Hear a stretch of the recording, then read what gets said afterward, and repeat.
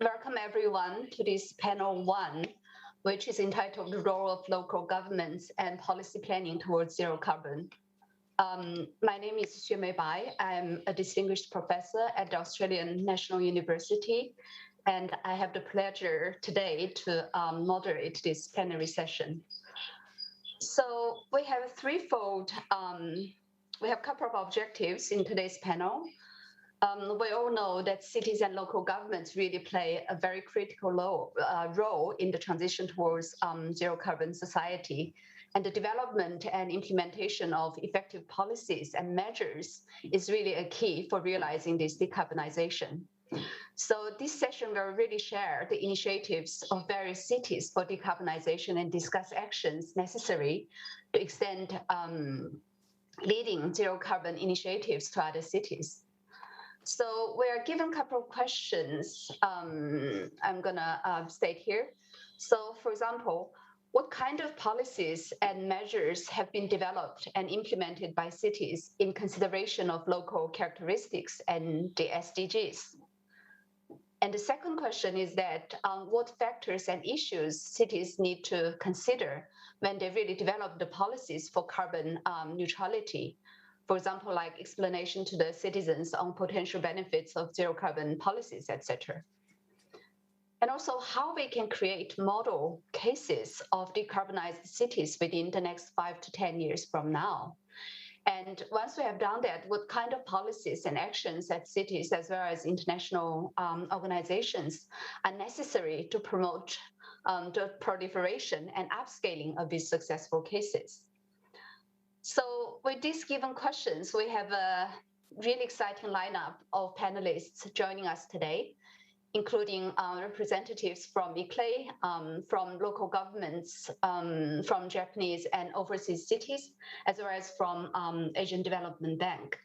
So we are planning to have a round of presentations from these panelists, and then followed by another round of short interventions. And hopefully, if we still have time, we would like to open for Q&A and pick up some questions from the participants. So I guess without further ado, I would like to invite Mr. Rohit Sen, who is the head of climate and energy action at ICLEI, to give your presentation. The floor is yours, Mr. Sen. Hello, Your Excellencies, distinguished guests, ladies and gentlemen, good morning, good afternoon to you all, and thank you for having me for this panel discussion. Can I have my slides shared, please?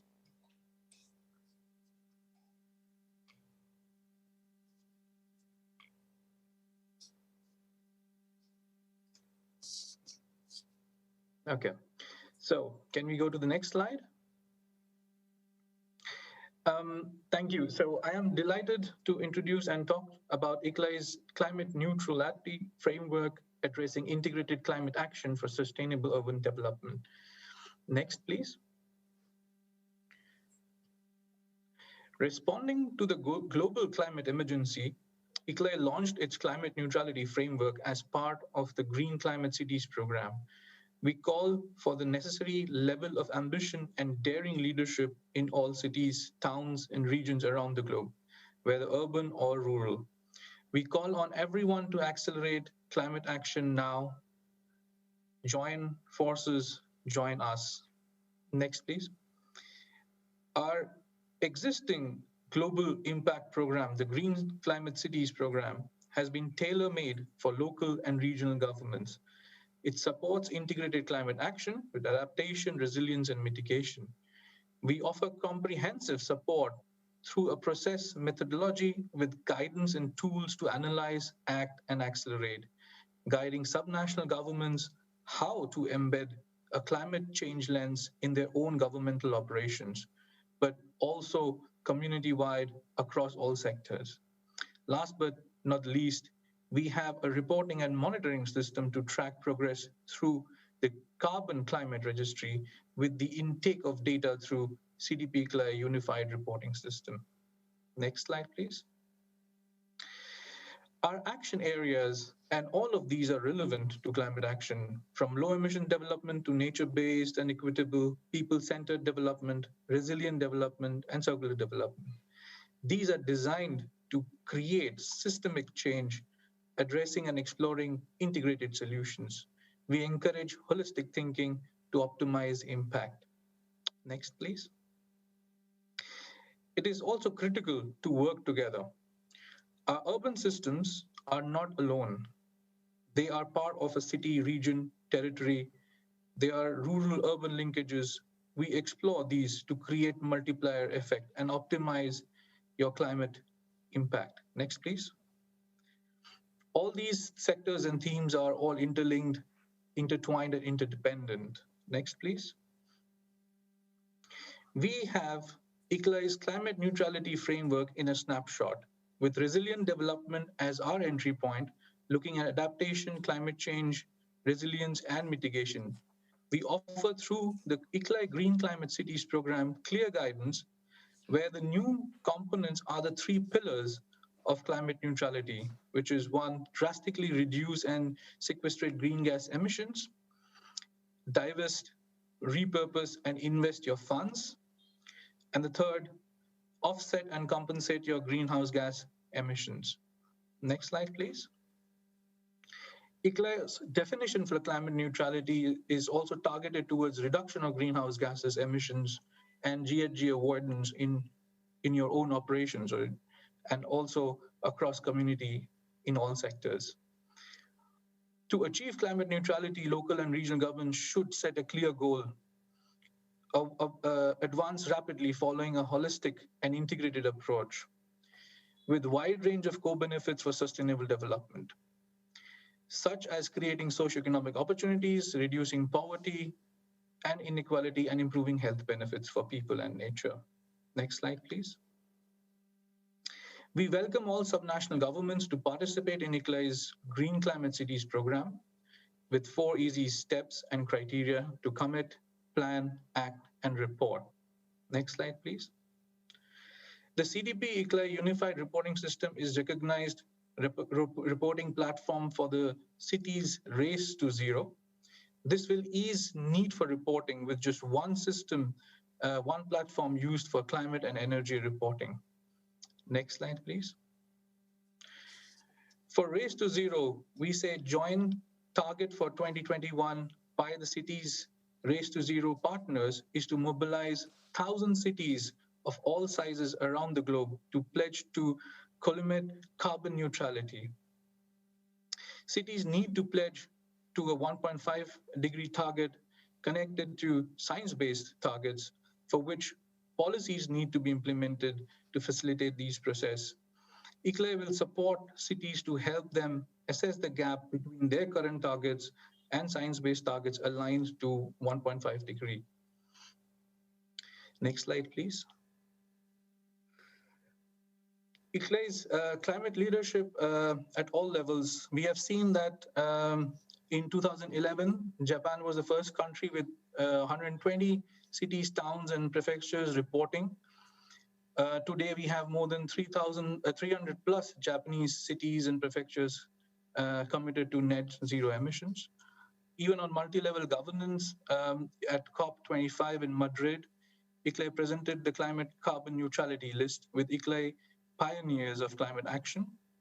In Daring Cities event last year, Japanese Minister of Environment spoke about the topic on green recovery and redesign.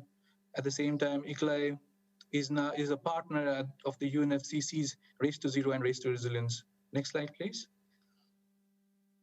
Here you can see the pioneers of climate action with various ambitions, where more than 982 cities have committed to climate neutrality.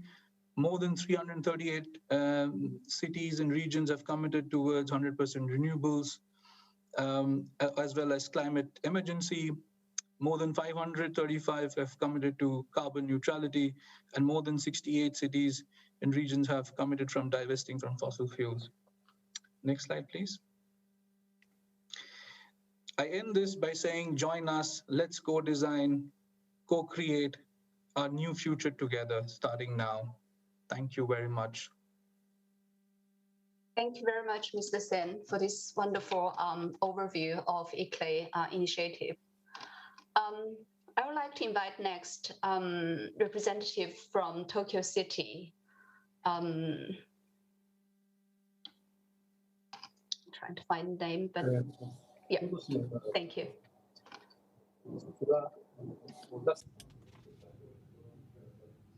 Thank you very much for this opportunity to speak at this international forum. And the biggest trigger for the city to start the global countermeasures against the global warming was 1997 Kyoto Protocol. In 2015, it made a great leap to become the Paris Agreement. In 2019, we hosted the IPCC General Meeting and we held a commemorative symposium. And for the first time as the municipality in Japan, the Kyoto City Mayor declared the net zero emission by 2050, and we adopted the 1.5 degrees Kyoto appeal, and then we also adopted the IPCC Kyoto guideline, and the name was adopted. And this 2050 zero carbon city declaration was strongly supported by Minister Koizumi and has now reached 317 municipalities. And the Prime Minister Suga also declared to achieve the carbon neutrality by 2050. In the city of Kyoto, we are now working on the review of the ordinance on climate action, as well as the planning of the climate action measures. And this ordinance was revised in December last year, and the 2050 net zero goal was clearly written in, and we also made measures for introducing renewable energies stronger. And then during this month, we are going to complete the plan, and we are going to promote the further measures in energy transitions in 4 areas. And then we have set the goals based on science. One is the 2050, or more closely 2030 target year emissions estimation. And then we set the parameters for the equipment efficiency and the EV share. And then we described the attainable scenarios, and based on these scenarios, we set the areas where we should make efforts, and also the reduction targets. And then the Google has developed a website which visualizes the potential capacity of PV installation on rooftops. But we found that even if all the rooftops were used for PV power generation, but that could only generate 40% of the power the city needs. So that means that we need to promote the choices of the renewable energies. And we also are trying to develop the new leaders. And one is the workshop by the staff members of the City Hall. And we've taken in the future design methodology. We are also conducting the exchange of views with the Fridays for Future Kyoto about the lifestyle and so forth. The other is we are now trying to enlarge and strengthen the requirements for installing the renewable energy installations for new buildings. So far, we had the uniform requirement for large-scale buildings of total floor area of 2,000 square meter or more. But because of the revision of the ordinance, we strengthened this requirement for large buildings, and we newly introduced the uniform renewable energy installation requirement for middle-sized buildings. And also, now the builders must explain to the building owners about the need for this installation of the renewable energies. we also have introduced the new subsidy system for small-sized buildings, and this requirement for introducing the renewable energy installation at the time of the new buildings is the activity that is conducted only by Kyoto City.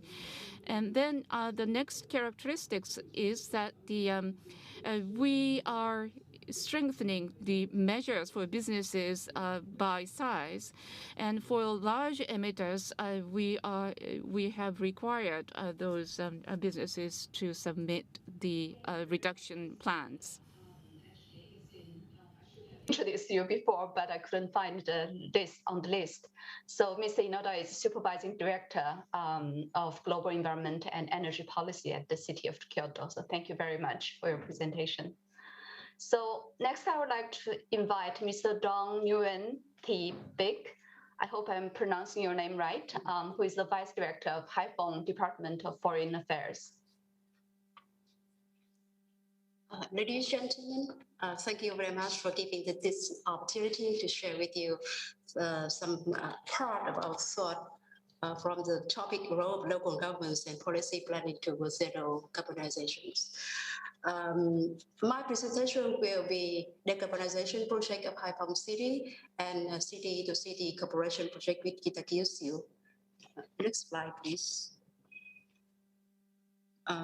So presentation will be focused on two major issues. The first will be the decarbonization project of Haiphong City with some overview about our city of Haiphong and decarbonization project in Haiphong, including policy guidelines and implementation. And the second part will focus on our city-to-city cooperation with Kitakyushu, Japan, and we review on our relationships and the development of green growth promotion plan and the implementation of some specific project in this green growth promotion plan. Next slide, please. Our city of Haiphong, as you may see on the map, it is on the north of Vietnam, and we are one of the three pearls of the dynamic economic triangle in the northern Vietnam. The sea gateways to the main gateway to the sea of the northern sea of Vietnam, important strategic roles in the development process of the north of Vietnam, and we have the cooperation with many different countries and cities in the world. Next slide, please. Regarding to the decarbonizations in Vietnam, the central government has already issued many different guidelines, strategy, and action plans for implementing this target. The National Action Plan for Sustainable Development, the National Green Growth Strategy, Green Growth Action Plan, and based on that, the city governments, the local governments, develop their own strategies based on the situation, the specific situation in the cities. And all of this has been integrated with the socio-economic master plan and specific sectoral development plans in the developments. Next slide, please. And you will see the major implementation measures in our implementation process. That will be dissemination awareness raising among the people, which believe that will contribute importantly in each individual activity, behaviors, and contribution to the whole process. For a study green model, like green port, green town, green industry, that will be the important part for the future development or develop policy mechanism to implement specific projects, like set incentives for the CO2 reduction project, or apply innovating technology or encourage application of high-tech. Next slide, please. We also promote using economically energy resources and apply new technology in production to reduce greenhouse gas emissions, or rehabilitate plant coastal mangrove forests, or enhanced international cooperation is important measures or method in our cooperation. Next slide, please. The city of Haiphong and Kitakyushu set up the relationship in 2009. And after 4 years, we set up the sister city agreement. And this will promote the cooperation in participant infrastructure business and support the business activity of the two cities, as well as promotion exchange in different areas of cultural educations. And next slide, please.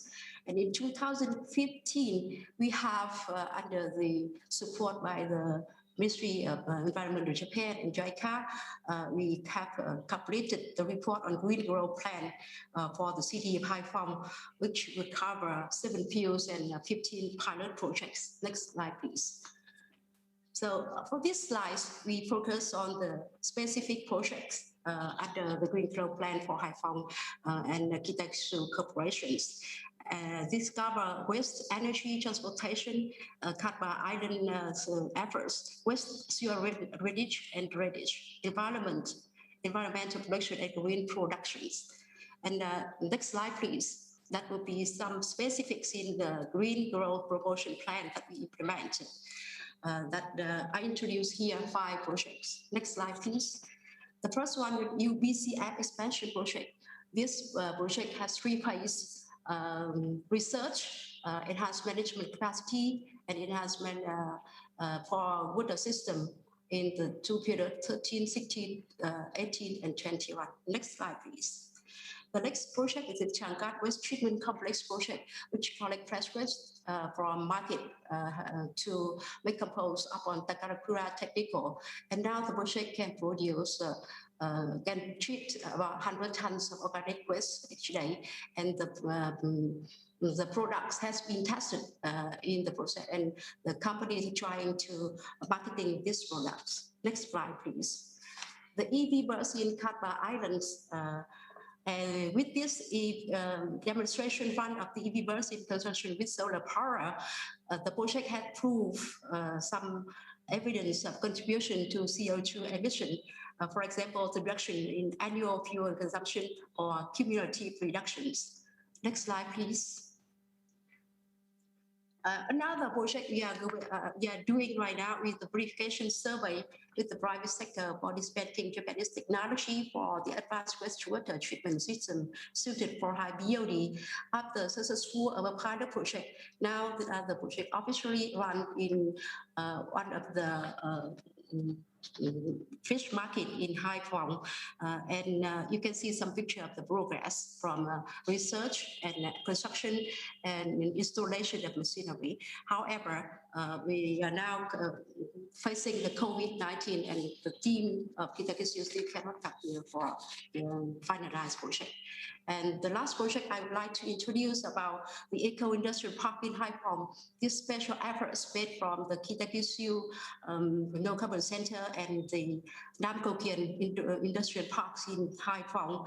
And these 2 organizations has signed an MOU, and they have developed different solutions and meeting discussion in implementing.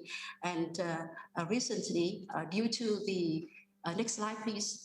Recently, due to the COVID-19, the technical team from Kitakyushu cannot come, but we still run the official discussion over the online directions. And we hope that in the coming time, with the control of the COVID-19, we can continue have the direct meeting to promote this project.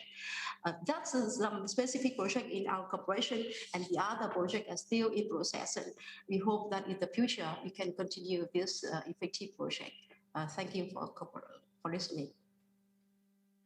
Thank you very much. Given that we're a little bit slightly behind schedule, I would like to just move on to City of Kitakyushu, Ms. Oda Mayumi, who is Executive Director of Overseas Environmental Project Department, Environment Bureau, City of Kitakyushu.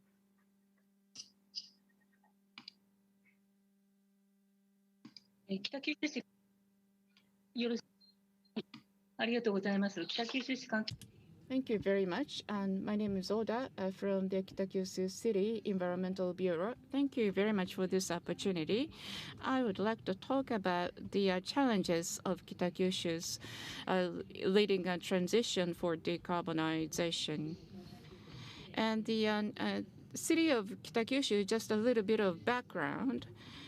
Since 1960s, we experienced serious pollutions. As you can see the photo, the top photo describes the situation there, and we used to say that there are 7 colors of smoke coming out of the stacks, but we were able to overcome them, and now you see the blue sky as you see in the photo below. And the graph on the bottom right is from the World Bank, and the horizontal axis is the emissions, and the vertical axis is emissions, and the horizontal axis is a timeline. And this shows that we were able to strike a balance between economy and the pollution control. And the largest characteristics of Kitakyushu is that we are working closely with the Chinese and the Southeast Asian cities to solve the environmental problems. We have been working international cooperation in 1980s.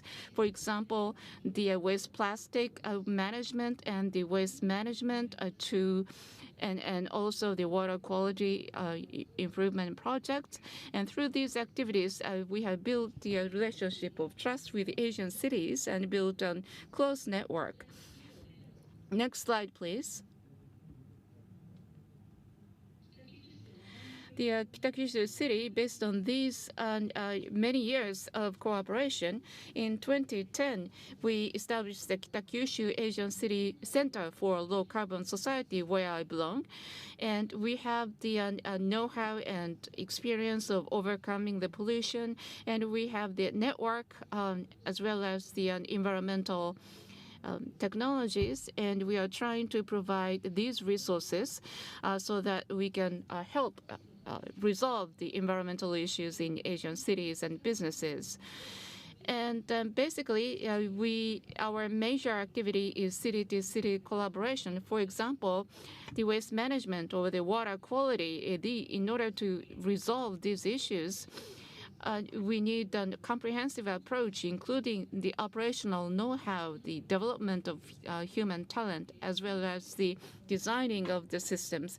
And we have the experiences in that. And we have these projects with Hyphon, and we concluded the MOU in 2014, and we have been conducting with the projects. And for details, already our colleague from Hyphon City talked about. In 2050, we aim to reduce the 5 emissions, which correspond to 150% of the emissions by the city. And we are going to reduce those emissions in Asian cities. And for that, we need to estimate the reductions of emissions. And this is the project for that, KMRV. Next, please. So that was about the international cooperation. But about what we are doing within our city, so we have announced the zero carbon city. But our city, where the major industries are still making and other manufacturing, for a city like us, this decarbonization is a very high hurdle to overcome. But the virtual cycle of the environment and economy is one of the pillars for growth strategy. And then the decarbonization and the hydrogen are one of the pillars. And there is an RE100 Kitakyushu model. And this is the first step. Waste to energy, and also the switching 100% to renewable energies. That is step 1. And the step 2 is to disclose the information about the power generation. And by utilizing that, we are able to procure cheap renewable energy power.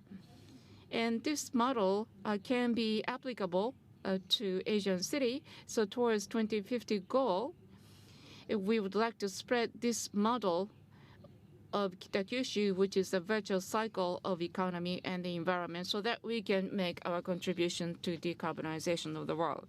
Thank you. For your presentation.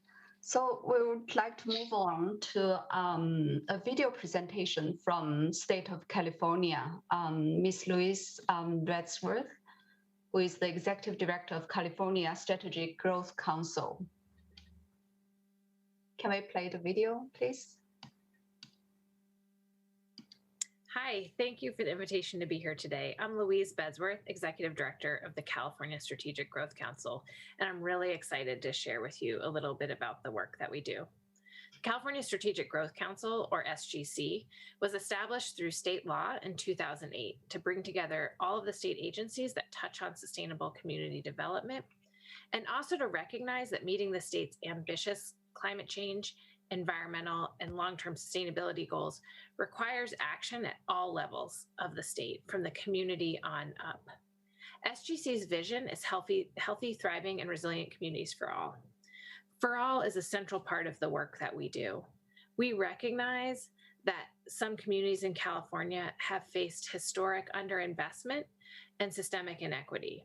As a result, our community-driven approach is really intended to place community at the forefront of the state's climate and equity solutions.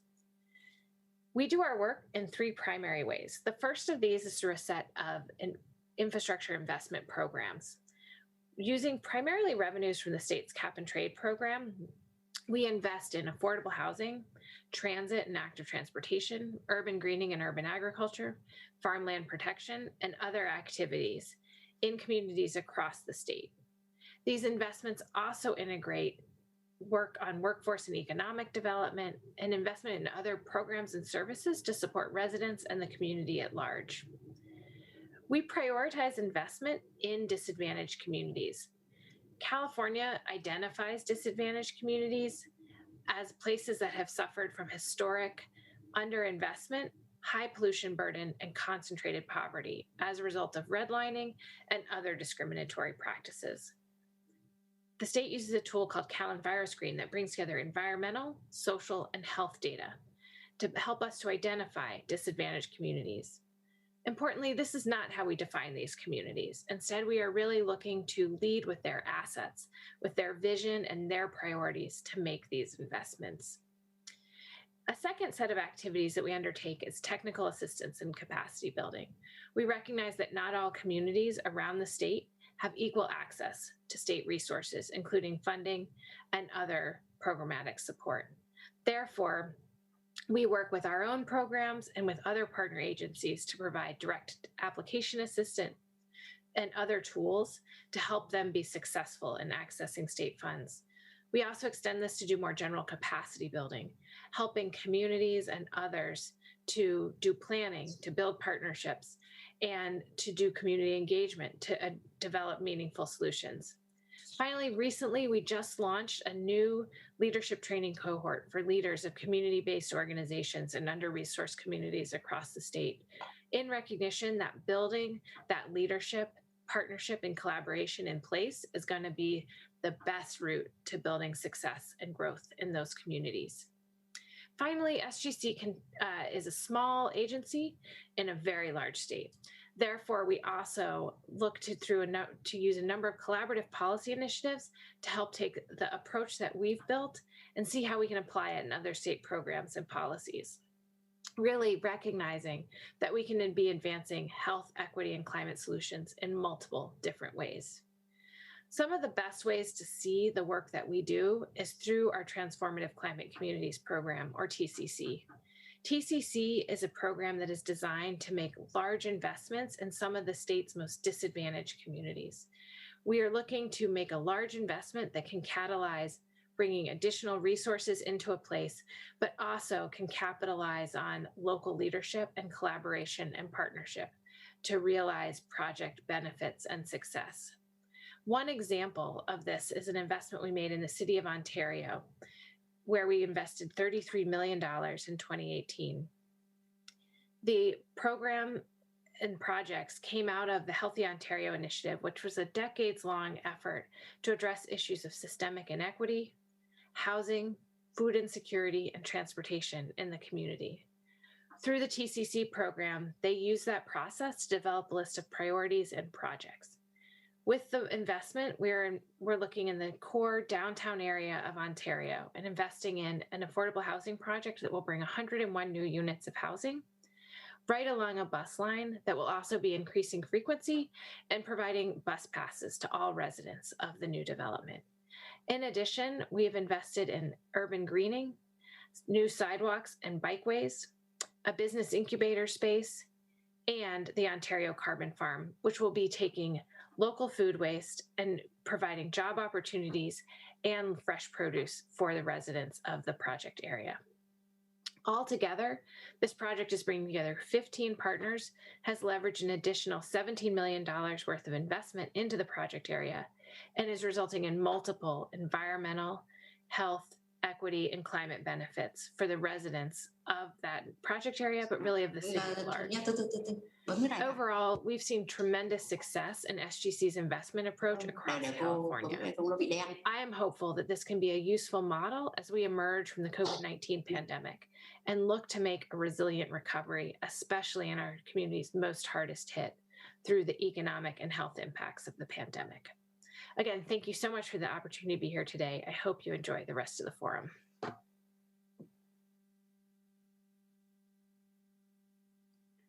Thank you. That was very informative video presentation. So I would like to invite representative from Bristol City Council, Mr. Alex Minshaw. He's Sustainable City and Climate Change Service Manager at the Bristol City Council. Good afternoon, and thank you very much for inviting me to make this presentation.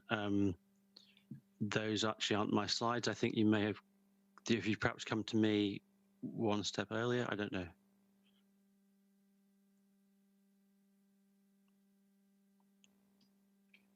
Can we have the slide ready, please? Okay. Great. Oh, there we go. Great, thank you. So it's very difficult getting all these slides in the right places. I'm conscious of time and that we're running a little bit late, so I will provide you with a little shorter version of this presentation. And I thought it would be helpful to say a few words about the approach that we're taking in Bristol. So Bristol is a city in the United Kingdom on the west coast and the south of the country, and population of about 500,000 in the administration and about 1.2 million in the city region. We have set ourselves, I'll tell you when to advance the slides. We have set ourselves the ambition of being zero carbon by 2030, recognizing that that is a goal that we probably cannot achieve, but it's a goal that we must work towards. As part of the commitments we have made under the Race to Zero, along with many cities around the world, and in hopefully more coming in Japan as well.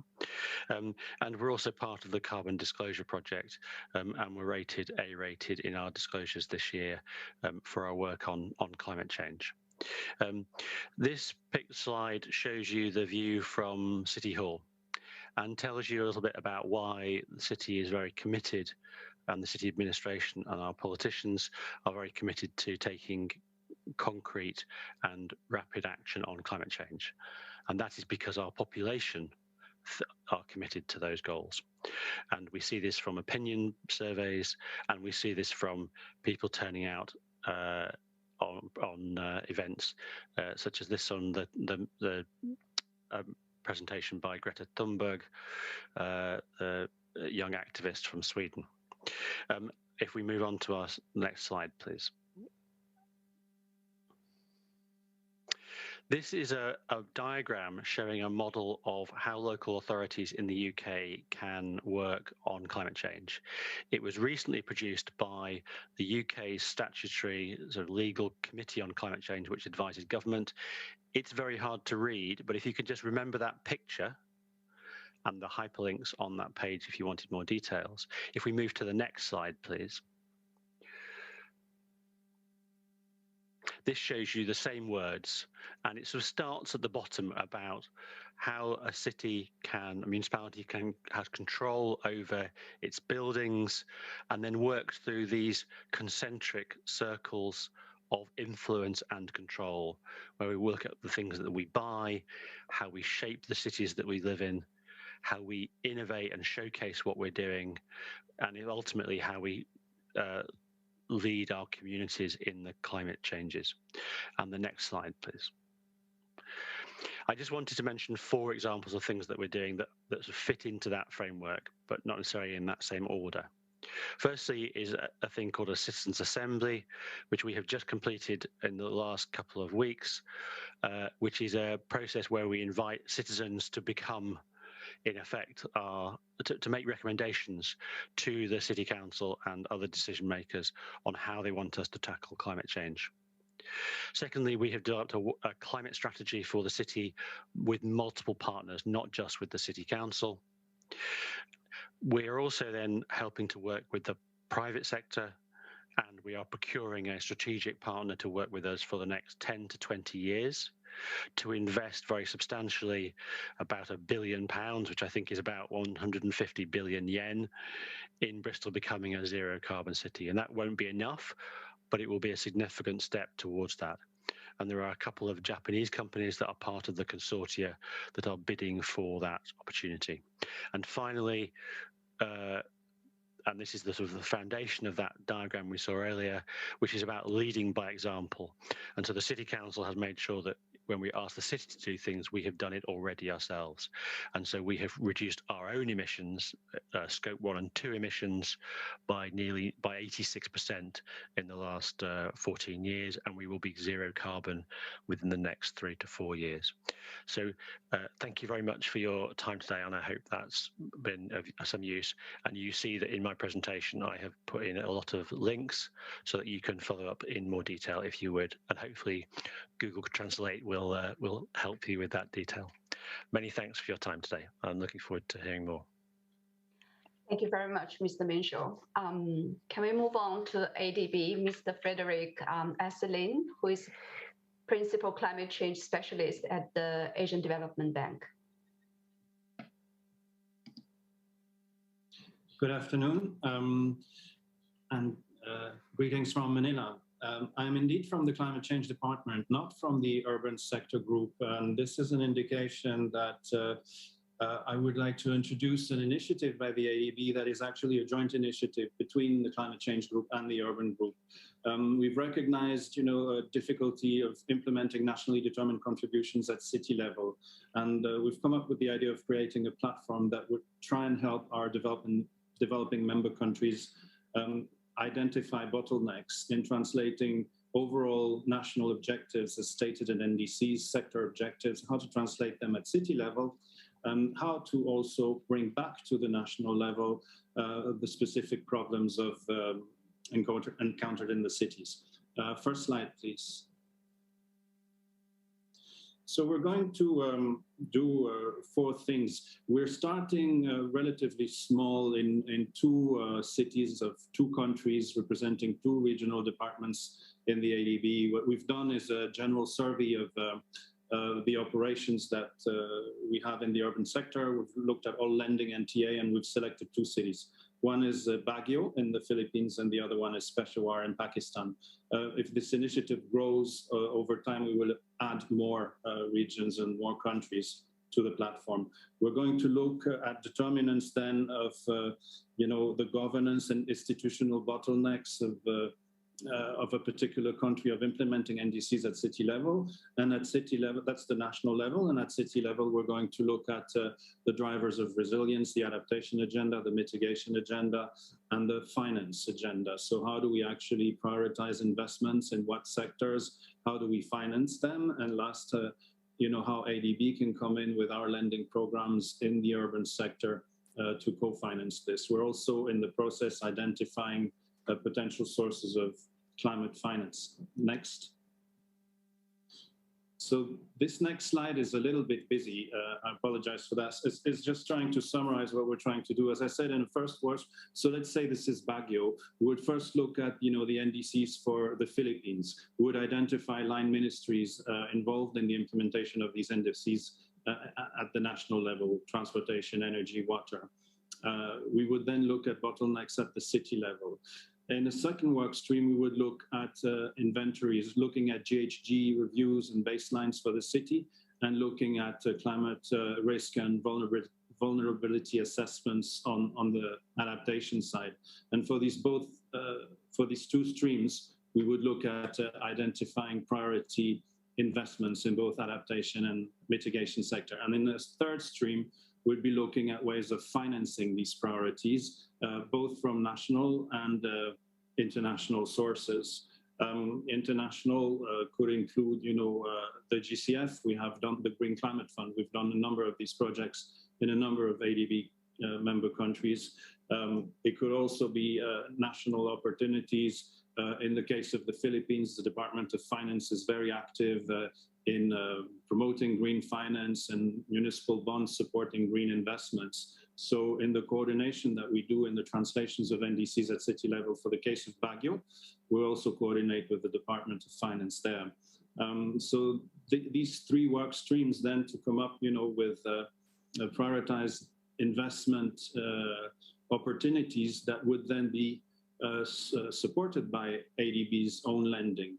And in the process, we identify opportunities to climate finance, co-finance these investments. So it could be co-financed from national city sources or international.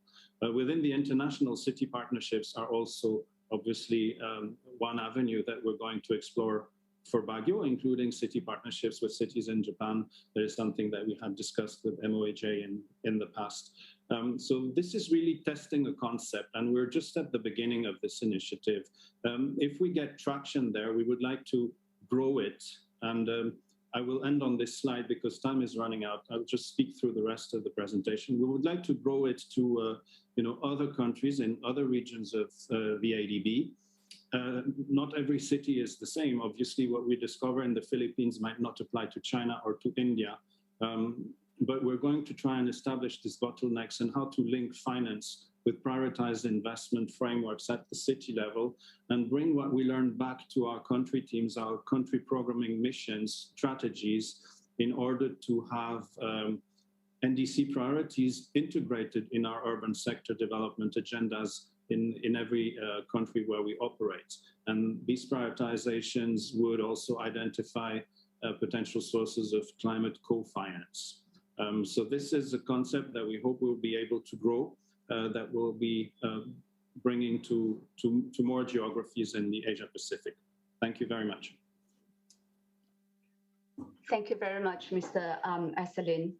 So we are about 9 minutes overdue, but I think we can start our next round of discussion. So I think the question we're charged with is how these kind of good practices and model cases of decarbonization policy and measures can actually be created and replicated, more importantly, in other areas, regions, and countries. What kind of supports are necessary, and how can we create sort of domino effect to influence others and towards the zero carbon cities? So I would like to invite each panelist to give a 1 to 2 minute very short intervention, just highlight the key points that you would like to emphasize here. So City of Kyoto, please.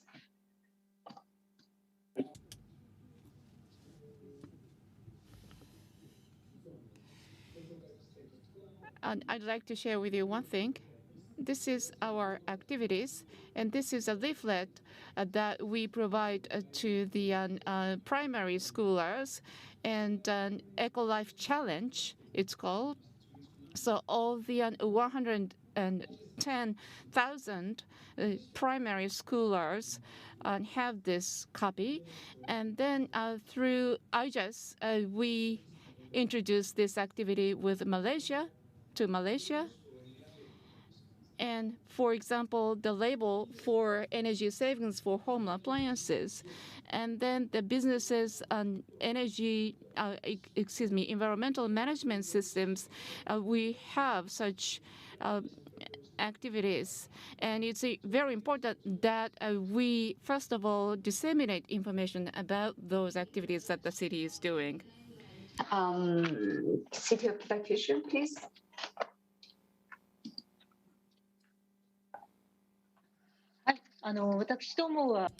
Yes. And because we have the experience of cooperating with Asian cities, so city-to-city collaboration is very effective. By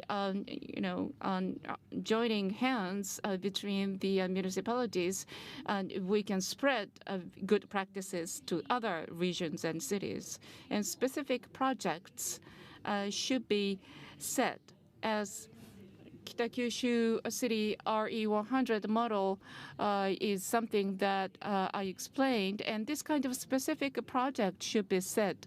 And I think that's the way that we can make this domino effect very effective.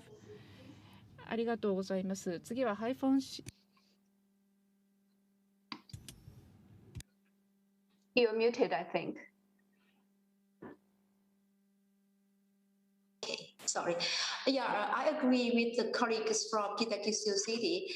We highly appreciate the cooperation with Kitakyushu in the process of the decarbonization project and with the target, the aim from the city government.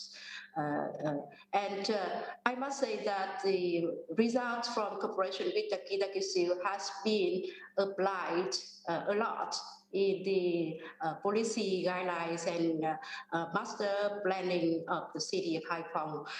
Over the past few years, with the initial years of implementing the Paris Agreement, and we have applied certain experience and solution proposed by Kitakyushu plans, and we hope that the international cooperation will be an important channel, not only with Kitakyushu, but with other cities and organizations for the city of Haiphong in a decarbonization process.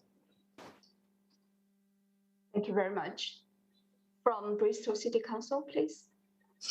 Hi, it's a very interesting question, and I think it's one where maybe the people in this room are a lot of scientists and engineers and policymakers. Maybe we're not the right people to answer that question.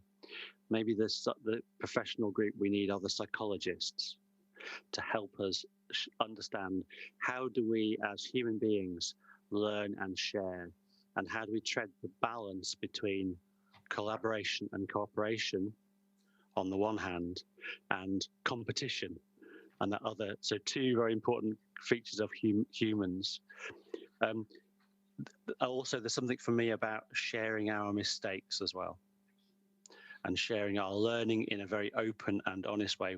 We often come to events and we go, hey, here's this great project we've done. What we don't do is go, hey, here's this project we did. We never wish we'd done it because it was really hard and wasn't very successful. And this is why it was that way. And these are the mistakes that we have made and the learning, therefore, that you can have and not have to make the same mistakes. So I think it's something about being very human about it and not just looking at the technologies. Absolutely. Thank you very much. From ADB, please.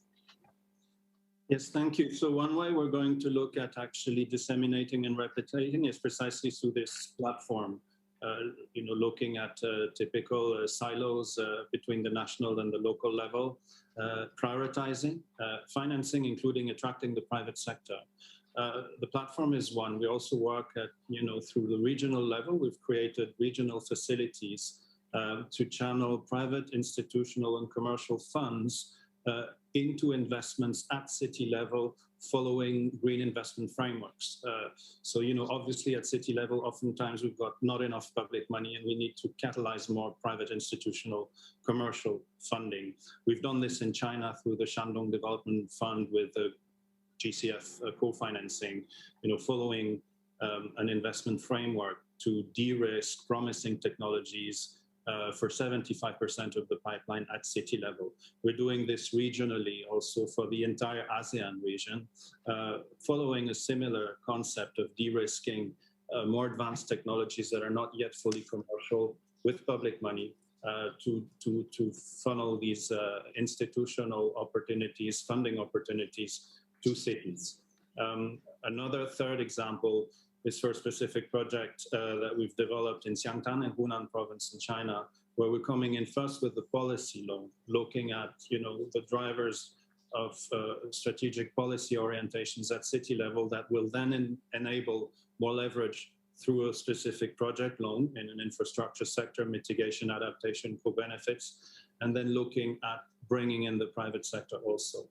And so all these ADB has specific project opportunities like every development bank at urban level also, but more and more we're looking at aggregating lessons learned and integrating that for replication, country level, regional level, and integrating also feedback in our country programming strategies so that, the financing comes along with the stated priorities.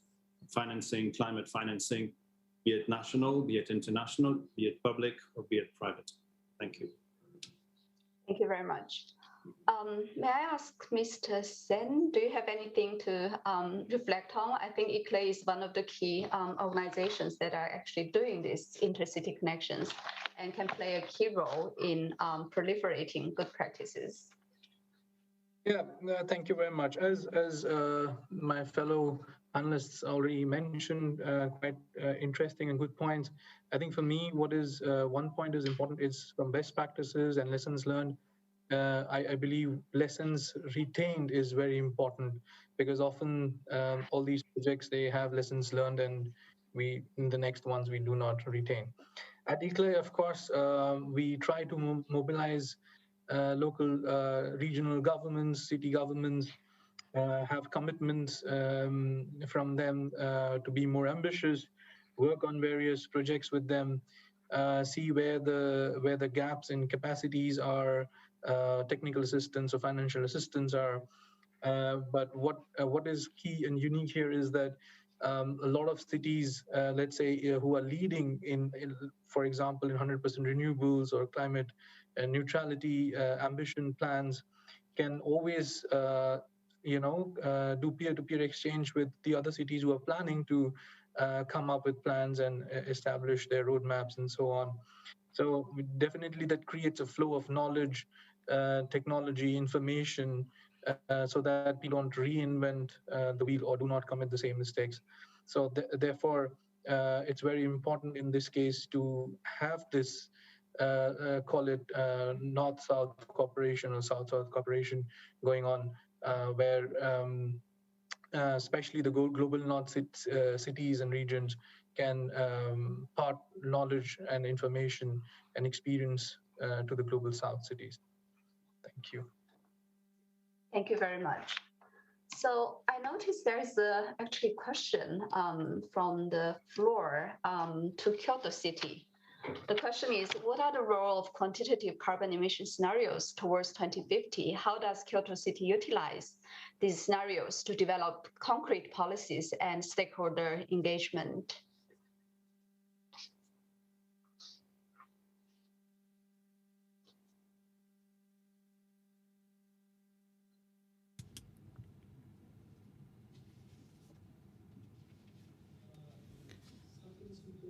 As for estimation, we are working with KikoNet, which is a group in Japan, and we are working with them very closely to develop this estimation system. Are there any other questions from the floor?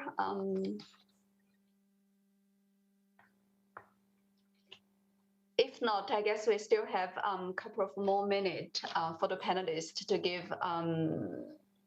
make a final comment on the direction of actions towards zero carbon, realizing these zero carbon cities at local government level. So I wouldn't name, anybody. Can anybody come forward and then, just unmute the microphone and start talking?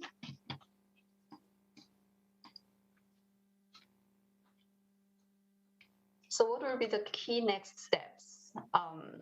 and direction of action? May I suggest, for us, it's about scale and doing things at scale, at a larger scale. It's not about doing pilots and testing projects. There's enough of that being done by us or by other cities or in the UK and around the world. It's about learning from what other people have done and doing it big and quick. Thank you. Yes. May I have some short comments? Yeah, I really like the ideas that presented earlier by the friend from the Bristol. That in this process, we not only learn and share the good things, but also needs to learn and share the bad thing, the failures. And sounds like we need some organization, some efforts, and some team to do this work. So that will contribute to reduce resources from countries and cities in the world to avoid the failures or to avoid the negative impacts or effects of the activity that may be done in the world, in some parts of the world. Thank you. I think from my side, I can... This is Kitakyushu. As I said, we are an industrial city, and we have been trying to strike a good balance between environment and economy and overcome pollutions in the past. So towards decarbonization, what we would like to do is to create and design a city that is rich as well as safe through decarbonization. So we would always like to have a good virtuous cycle between economic growth and environment. This is something that we can work together with Asian cities. One city alone cannot solve many problems, but collaboration can solve many problems. Therefore, we are really looking forward to working together with the cities within and outside of Japan in order to create a greener society. Thank you very much. Mr. Sen?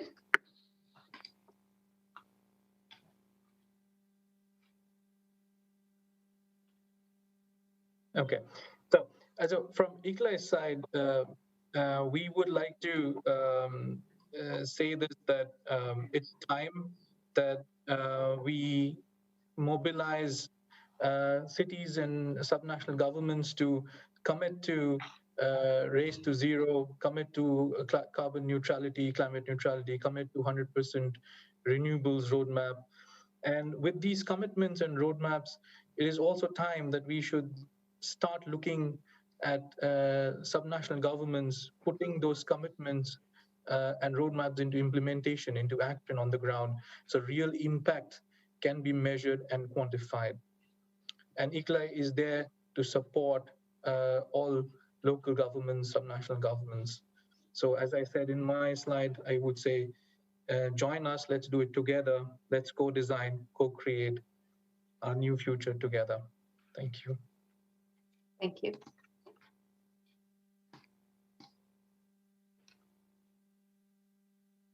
Did I notice Mr. Inoda from Kyoto raising your hands now?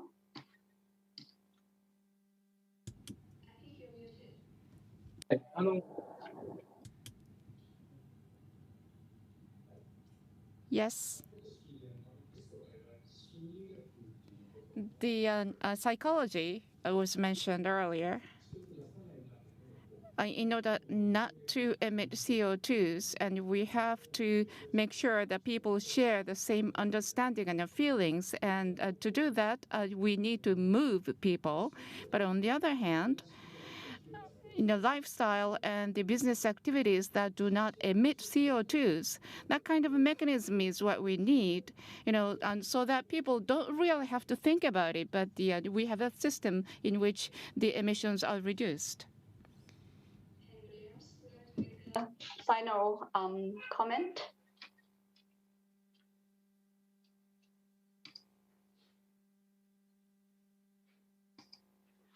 Okay, thank you very much. If not, I'm asked to make really 1 or 2 minute, very short summary. And it's extremely challenging to summarize this really, really rich presentation, rich discussion. But there are a couple of things that really, from my perspective, that was really interesting to pick up. I would like to highlight them. For example, it struck me that there's a very strong and increasing recognition that cities are actually a system. So the system's nature of cities, and then also the importance of systems approach in doing this net zero or low carbon city pilot, as well as upscaling. And it was very impressive to hear about the scale as well as the level of ambition are really growing at local government level. For example, I think Eclain mentioned that the race to, that they would like to involve more than 1,000 cities towards the race to zero. And also in terms of the level of ambition, I was really impressed when Kitakyushu City mentioned that they are looking at not only net zero, but looking at reduce 150% of the carbon that they emit. So this is really going into the realm of net negative carbon emission, which is very impressive. And also it seems to me the context is quite important.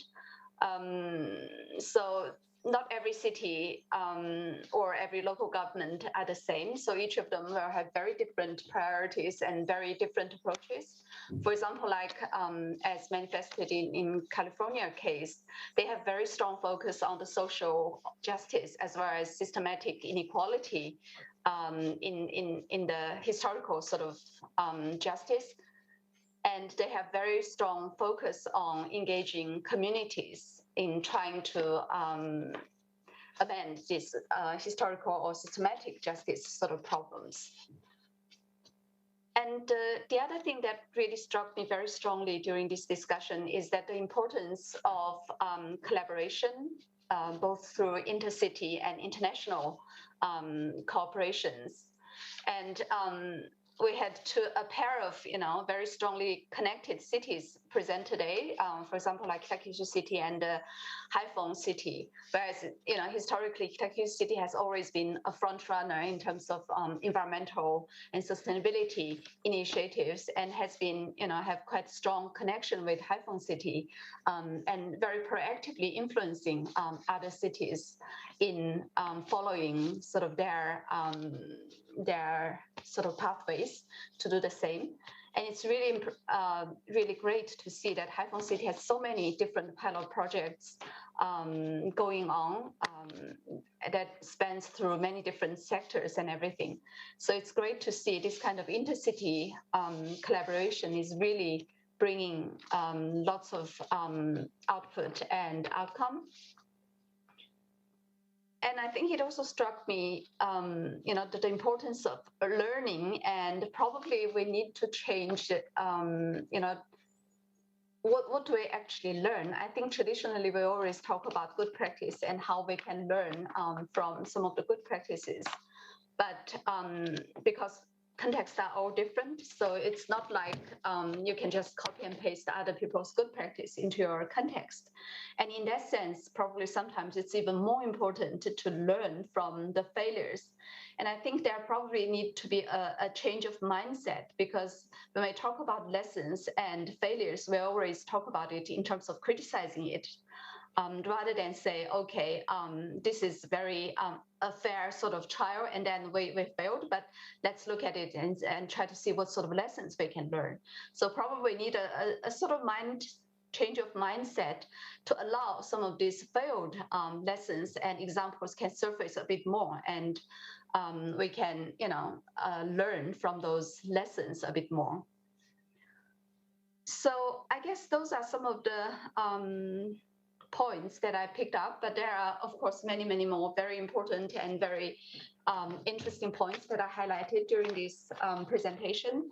So I would encourage people who are interested to really access their city website and the links to get further information about these good practices.